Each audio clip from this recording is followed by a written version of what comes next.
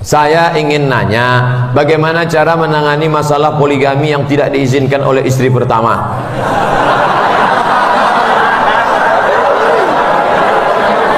Apakah saya sebagai istri kedua umur saya tidak muda lagi? Kelihatan dari tulisan.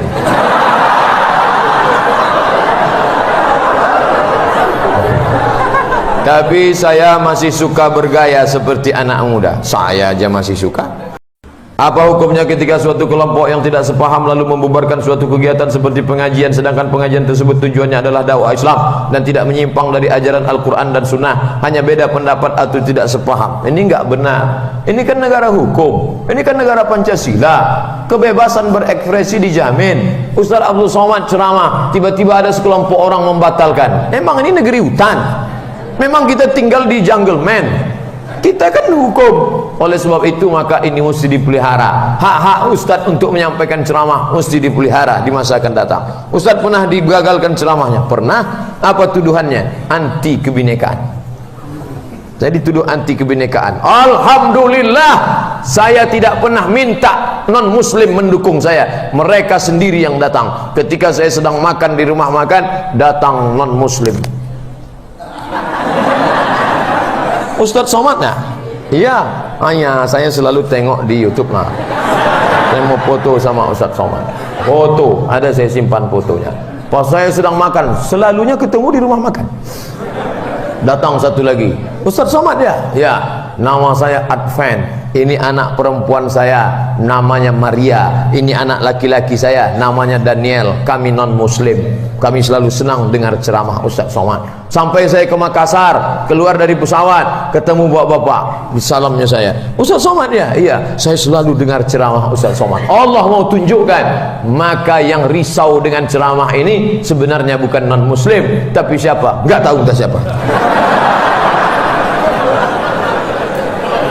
Mungkinkah umat Islam di Indonesia bangkit mengingat banyak hal? Satu, makin langkanya para ulama yang punya integritas keislaman tinggi. Dia langka, tapi dia tetap ada. Lebih baik daripada tidak ada sama sekali.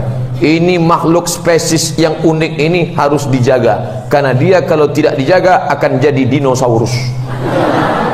Makin banyaknya tantangan yang dihadapi umat, baik internal maupun eksternal, itu memang sudah tantangan hidup. Berani mengambil resiko. Takut menghadapi resiko, jangan hidup. Takut hidup, mati saja. Bendera yang paling mengemuka di Indonesia adalah merah putih, karena itulah realitasnya Indonesia. Ya, merah putih menunjukkan merah darah kita, putih tulang kita. Kalau kau mau hidup, kau hidup dengan darahmu. Kalau tidak, kau mati dengan tulangmu. Maka kau perjuangkan ini. Kau tolong orang susah, kau bantu agama Allah. Kau tidak mesti merubah negara NKRI ini, tapi kau bisa dipayungi oleh perda, peraturan daerah. Siapa yang memperjuangkannya? Anggota legislatif. Suara terbanyak, suara Tuhan menurut demokrasi. 10 anak mau cabut sekolah, yang 9 dididik dengan baik, tidak akan terjadi cabut. Kenapa? 9 anak tidak setuju. Suara terbanyak, suara Tuhan. Saya seorang lajang yang merantau bekerja di Jakarta. Alhamdulillah saya sudah nyaman mengikuti kajian. Dan saya memiliki orang tua yang masih malas mengikuti kajian. Yang saya mau tanyakan, apakah saya harus pulang kampung? Jangan. Kau tetap di Jakarta. Bagaimana cara mengingatkan orang tua? Tidak semua pekerjaan itu mesti kita yang melakukannya.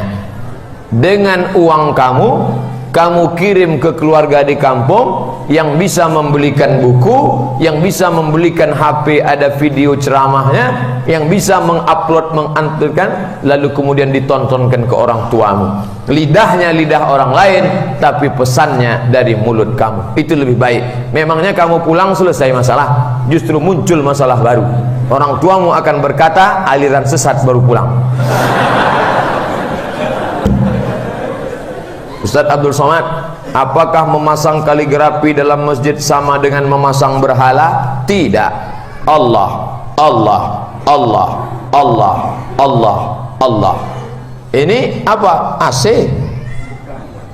Tapi di AC itu ada kaligrafi. Apa bacaannya? Bismillahirrahmanirrahim.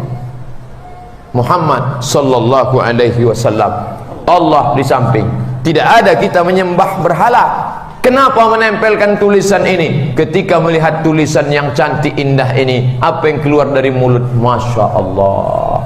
Orang-orang yang ke masjid ini akan berdecak kagum seperti melihat kucing. Tidak ada yang menyembah. Ibu bapak yang hadir ini, ada yang menyembah tulisan ini? Tidak ada. Semua kita menyembah Allah Subhanahu wa ta'ala. Umur saya tidak muda lagi, kelihatan dari tulisan.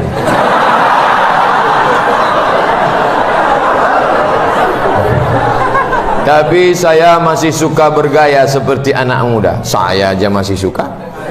Masih suka selfie, pakai celana jeans, kaos dan lain-lain. Apakah haji saya, ibadah sedekah saya gugur?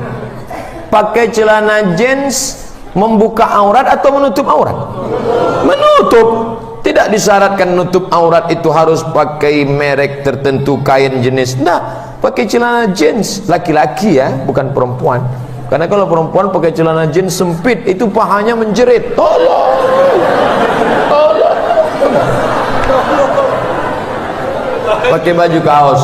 Bedakan antara haram tak haram, antara etis tidak etis. Andai, ini berandai. Ustadz Abdul Somad datang pakai celana jeans, pakai baju kaos, pakai kacamata hitam, pakai helm.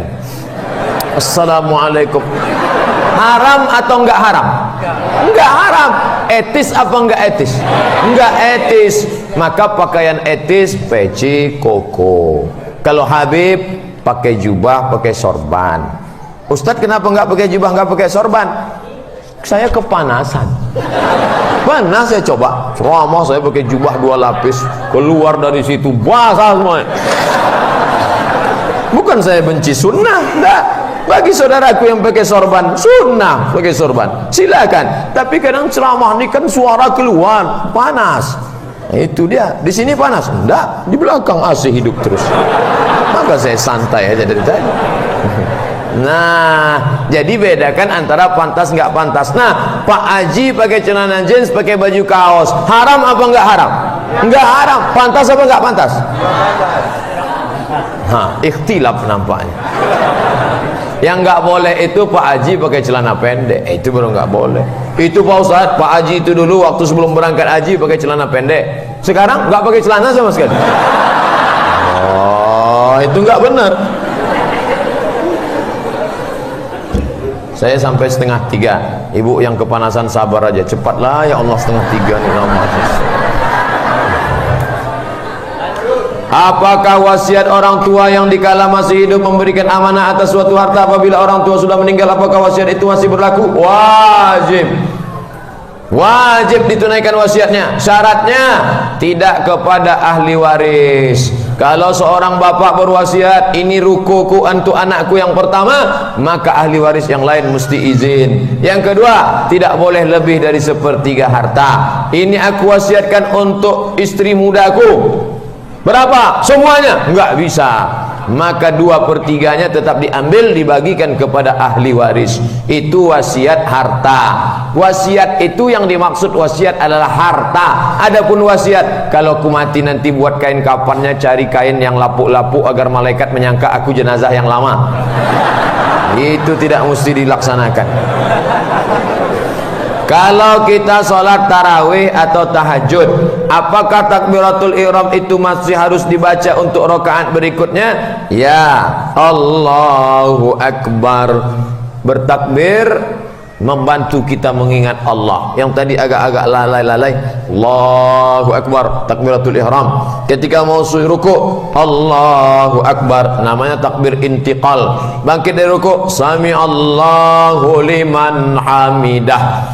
Habis itu mau sujud, takbir intiqal. Intiqal artinya pindah dari gigi 1 gigi 2. Allahu Akbar, Allahu Akbar, tetap bertakbir. Takbiratul ihram di awal, takbir intiqal di tengah, ditutup dengan salam. Saya ingin nanya, bagaimana cara menangani masalah poligami yang tidak diizinkan oleh istri pertama?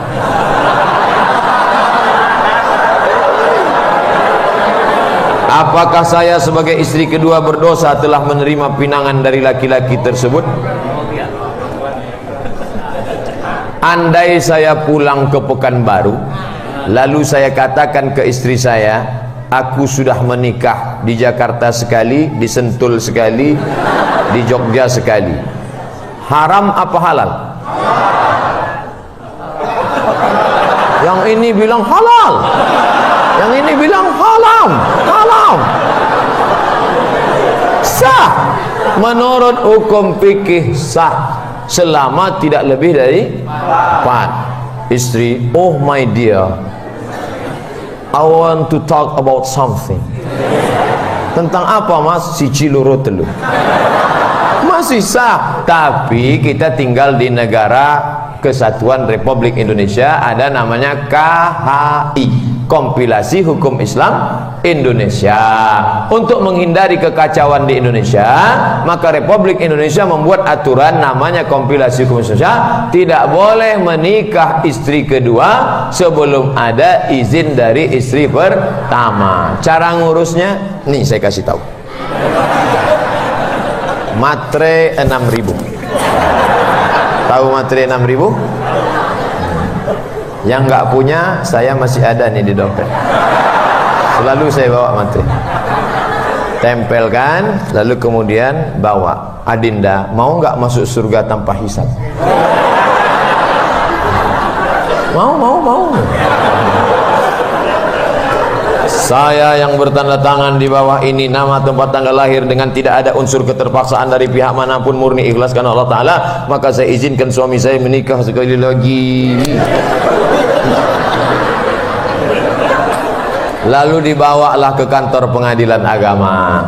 Nanti pengadilan agama akan menyidangkan hakim. Sidang pertama. Masuk. Apakah benar ini tanda tangan ibu? Dilihat ke matahari oleh hakim. Loh kok bolong? Benar di tanda tangan ibu? Betul Pak Hakim. Saya ulang sekali lagi. Apakah ibu setuju suami ibu menikah lagi?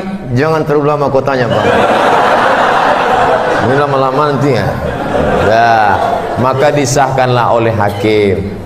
Selama masalah hukumnya sudah terselesaikan, maka masalah perasaan, maka Islam ini hukum, bukan rasa-rasa, bukan perasaan. Kalau cerita perasaan, maka saya tidak bisa mendampingi dia kalau itu lain cerita. Perempuan punya hak namanya khulu'. Khulu' ingin melepaskan diri. Mas, setelah kujalani 2 bulan rasanya aku goyah, tak sanggup menghadapi hidup ini. Kusangka cintaku tak berbagi, mas. Apa boleh buat? Tek kambing bulat-bulat. Ustaz mau tanya, apakah berdosa apabila waktu tengah malam kita meninggalkan suami kita tidur sendirian? Karena saya sholat tahajud. Karena kalau saya tidur lagi di kamar, sholat subuhnya kesiangan. Ini tempat tidur. Antum sholat di samping. Ambil air wudhu, sholat tahajud. Allahu Akbar. 2 rakaat, 1 salam, 2 rakaat, 1 salam, 2 rakaat, 1 salam, 2 rakaat, 1 salam. Tutup witir 3 rakaat. Habis itu tidur. Setel lah jam. Buat jamnya 2. 1 jam yang biasa. Ting, ting, ting, ting, ting. Yang satu lagi yang ada lagunya. Mati. Mati. Nggak mesti pindah ke kamar lain. Saya khawatirnya nanti bapak tuh terbangun, ditengoknya nggak ada, masuk dia ke kamar pembantu. Banyak lagi ceritanya.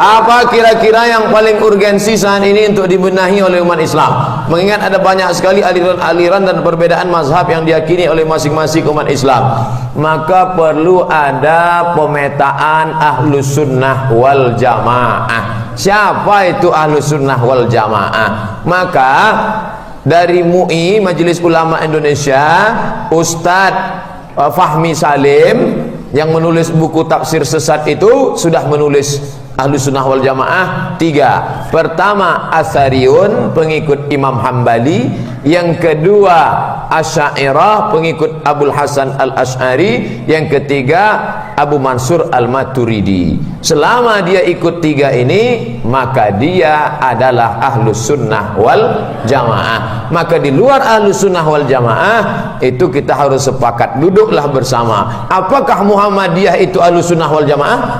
Ya. Apakah FPI itu Ahlussunnah wal Jamaah? Ya. Maka selama dia masih Ahlussunnah wal Jamaah, maka terlindungi. Dalam bidang akidah 3, Asy'ariyun, Asy'ariyah, Asy'ariyun, dan Maturidiyah. Sedangkan dalam bidang fikih Ahlussunnah wal Jamaah Hanafi, Maliki, Syafi'i, Hambali. Selama masih Ahlussunnah wal Jamaah, kita tidak kelahi masalah khilafiyah. Sebagaimana caranya menasihati, bagaimana caranya menasihati orang yang sulit menikah, belum berkeinginan untuk menikah.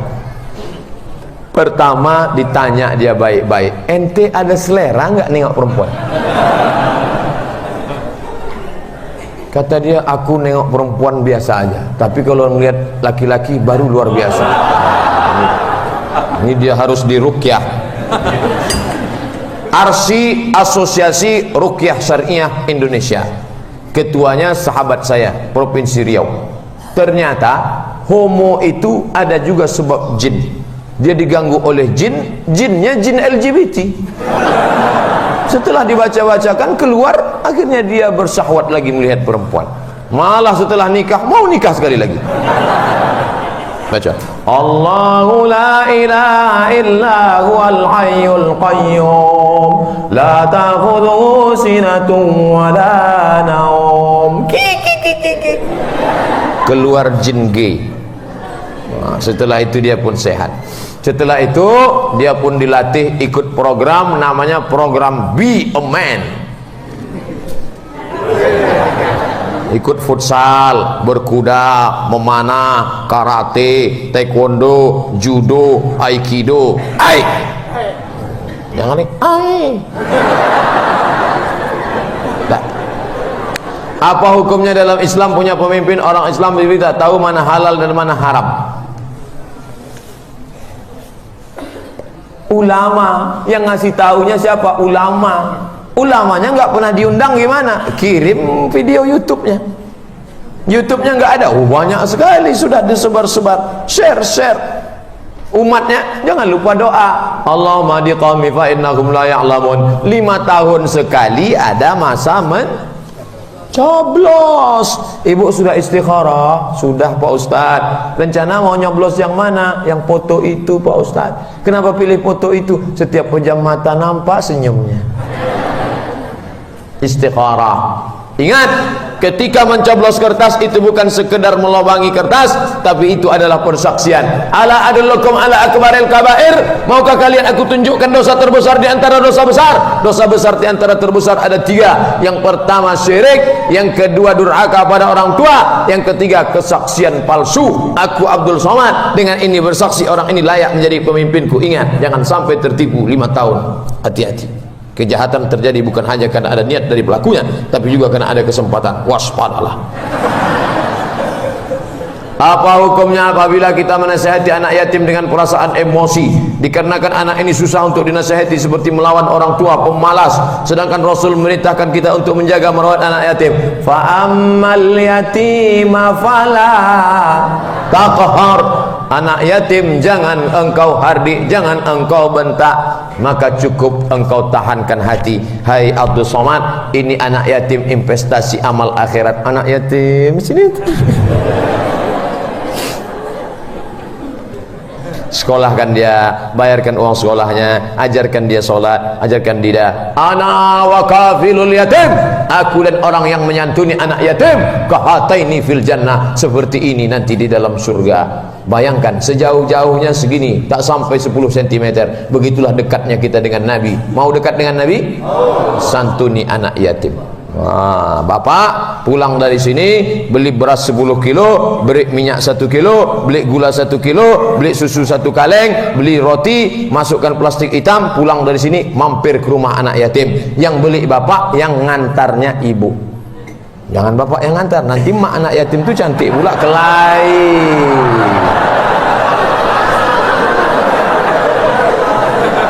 Ustadz kalau ceramah harus selesai, kalau enggak nanti gara-gara itu kelahi.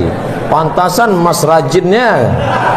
Apa makna dari surat An-Nisa ayat 2 yang berbunyi, dan berikanlah kepada anak-anak yatim yang sudah baligh? Apa maknanya? Ceritanya begini, panjang. Ada anak yatim, bapaknya meninggal. Iyalah, anak yatim kan bapaknya meninggal. Bapaknya ini punya ruko 10 pintu. Pintunya aja 10 pintu. Satu pintu 100 juta, 100 juta. Satu pintu 1 miliar, 1 miliar, 1 miliar, 10 M. Nah, anak yatim nggak boleh ngurus harta karena dia belum cekatan. Nanti kalau dia yang ngurus, dia ditipu orang. Maka dicarilah orang yang kira-kira bisa menerima wasiat ini. Siapalah yang sesuai untuk nerima ini ya? Oh, ada ustadz yang jujur, Ustadz Somad. Ustadz Somad ini makannya tak banyak nampaknya. Ustadz, ya bisa Ustadz menjaga 10 pintu punya anak yatim? Oke, aku yang jaga, saya jagalah. Disewa orang, duitnya saya simpan sampai akhirnya anak yatim ini dewasa. Wabatalul yatama hatta idza balagun nikah. Ujilah anak yatim itu sampai akil baligh, usia nikah. Anak yatim, sini. Waktu bapak kau mati dulu, mereka kasih wasiat ini untuk aku. Sekarang aku tes kamu, sudah layak atau tidak? Kalau sudah, fadfa'u ilaihim amwalahum, serahkanlah anak yatim ini titipan keluargamu dulu, maka 10 pintu ini kuserahkan kepada engkau tunai. Tidak ada hubungan lagi antara kita ya. Ya, itulah maknanya mengembalikan harta anak yatim. Boleh nggak saya sebagai yang menjaga tadi, saya makan luang anak yatim? Faman kana faqiran, siapa yang miskin susah, falyakul, boleh dia makan bil ma'ruf, dengan cara yang ma'ruf. Kira-kira kalau ngurus 10 ruko, orang ini layaknya digaji sebulan berapa? 3 juta, boleh saya ambil 3 juta. Faman kana ghaniyan falyasta'fif, tapi kalau kamu kaya, mampu, jaga dirimu, jangan makan harta anak yatim. Banyak ayat Quran cerita anak yatim bukan susah, tapi anak yatim yang kaya. Tapi di tempat kita kalau sudah cerita anak yatim pasti dalam keadaan darurat, tidak mungkin. Bolehkah kita menggunakan pendapat mazhab lain? Contohnya mana? Contohnya ketika sedang tawaf Pak Ustadz, kalau bersentuh batal, kalau bersentuh batal. Saya pilih mazhab Maliki lah. Maliki kan kalau bersentuh nggak batal, nggak perlu pindah ke Maliki mas. Kamu tetap mazhab Syafi'i, maka dalam mazhab Syafi'i pun waktu tawaf sentuhan nggak batal karena darurat tawaf. Ini contoh yang mau pindah mazhab, nggak perlu pindah mazhab. Karena kalau pindah mazhab nanti main-main mazhab, jatuhnya tatabbu' rukhas, cari mudah-mudahnya aja.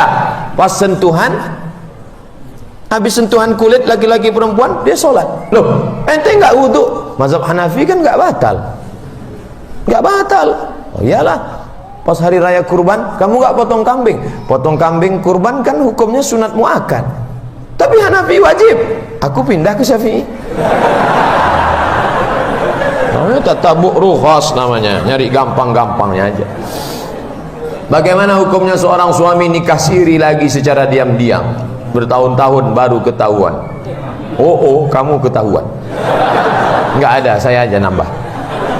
Di mana pihak istri yang sah tidak mengetahui? Saya cuma kasihan suami sudah tua, belum sempat belajar Quran, majelis ilmu, jadi waktunya habis untuk urusan itu. Mohon penjelasannya Pak Ustadz. Baru aja dapat WA kemarin, ada seorang istri, suaminya baru meninggal, datang janda ngaku istri kedua. Apa tindakan saya Pak Ustadz? Kamu bersabar, jangan sebut buruk aib suamimu daripada dia berzina. Dia sudah berbuat baik, tapi sakit hati Pak Ustadz. Siapa yang tak sakit? Aku aja merasakan sakitnya.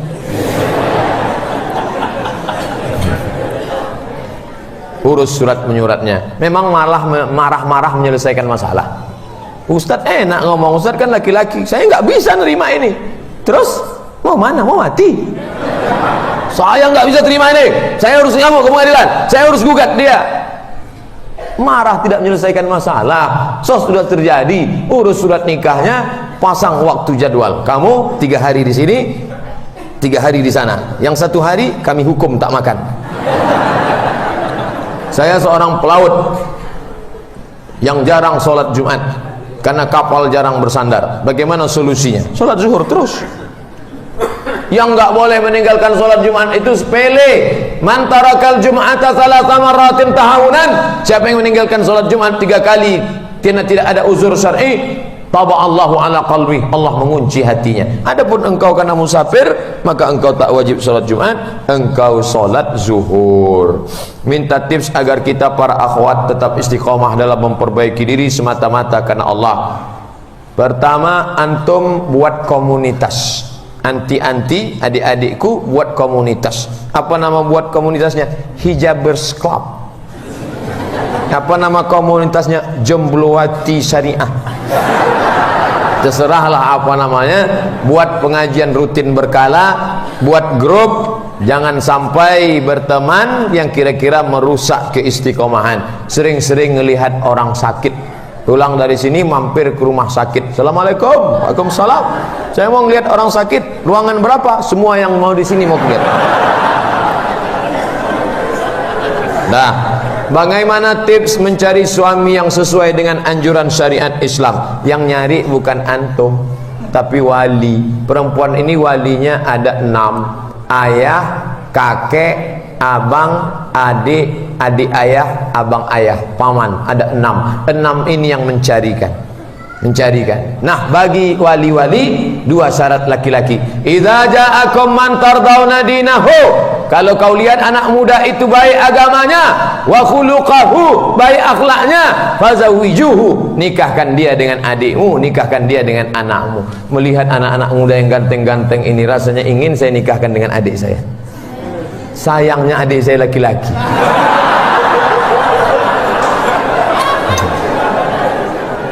Kalau kau nikahkan dia karena hartanya, harta akan binasa. Kalau kau nikahkan dia karena sukunya, berapa banyak bangsawan, bangsa yang hidup di awan, tapi cepat dicopot. Kenapa? Karena melanggar pantangan suku. Tapi nikahkanlah dia karena taat beragama dan baik akhlaknya. Kami sebagai petugas bandara setiap hari pasti ada barang yang tinggal. Kami umumkan hanya di hari itu saja. Setelah itu kami simpan menunggu pemilik barang mencarinya. Sekarang banyak barang tertinggal milik penumpang yang menumpuk. Kalau kami memakai barang tersebut, apa hukumnya? Haram. Karena ada hukum aslinya diletakkan di masjid. Setiap hari Jumat dilihat yang punya. Sekarang kita dengan zaman sekarang, maka mesti dibuat tempat laporan di setiap airport sehingga orang bisa cek. Setelah sekian tahun buat tanggalnya, barang ini tanggal sekian, setelah sekian tahun tidak ada, baru menjadi milik. Kalau pakai jangan, tidak ada barokahnya. Mungkin hari itu untung, 2 bulan ke depan hilang lebih banyak daripada itu. Kita hidup ini kan mau cari barokah. Apakah uang tips itu riba? Tidak. Tapi kalau dia merusak etos kerja, maka dia masuk gratifikasi. Hukum menerima THR parcel dari perusahaan lain, bukan tempat kita kerja, yang masih satu lingkungan. Ini kambing saya, ini kambing zakat. Nabi marah. Apakah kalau kamu duduk di rumahmu ada orang yang datang mengantarkan kambing untuk kamu? Kamu dapat kambing itu karena kamu diangkat menjadi petugas negara, maka itu gratifikasi, kembalikan kepada negara. Hukum barang kantor dipakai untuk keperluan pribadi. Wa may yaghlul, siapa yang curang, yaghlul ya'ti bima ghalla yaumal qiyamah, dia akan membawa kecurangannya nanti hari kiamat. Jangan heran nanti di akhirat ada orang yang memikul kertas 3 rim, membawa kecurangan hari kiamat. Ada yang memikul Toyota Avanza plat merah. Semua kecuranganmu di akhirat akan kau bawa menghadap Allah. Apa hukum meninggalkan sholat karena pekerjaan yang tugasnya harus tetap standby? Oke, yang tadi pelaut tidak pernah mendarat, sekarang di airport kan di darat terus. Di airport ada masjid, ada non muslim, pas sip sholat non muslim jaga. Enggak semuanya non muslim, muslim, ganti-gantian. Jumat ini kamu yang sholat zuhur, Jumat depan kamu yang sholat Jumat. Jangan sampai tiap Jumat tinggal terus. Kalau lewat Halim lagi, kabari kami ya Pak Ustadz, insya Allah.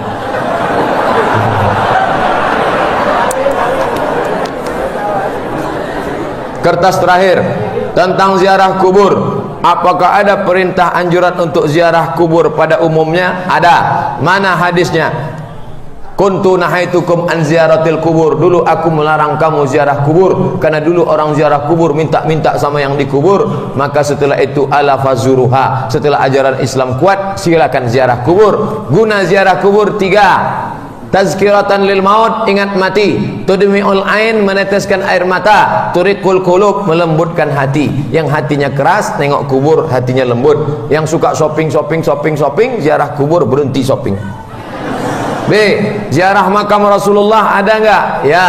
Siapa dia? Abdullah bin Umar bin Khattab. Setiap kali dia pulang, dia tidak ke rumah. Setiap kali dia pulang dari dagang bisnis, dia tidak pulang ke rumah, tapi dia tegak di depan makam Nabi. Assalamualaikum ya Rasulullah, Assalamualaikum ya Habiballah, Assalamualaikum ya Abu Bakrin Siddiq, Assalamualaikum ya Abatah. Baca biografi Abdullah bin Umar bin Khattab. Ziarah makam orang tua sendiri di sembarang waktu dan di waktu-waktu tertentu baik. Ziarah, apa yang kita lakukan?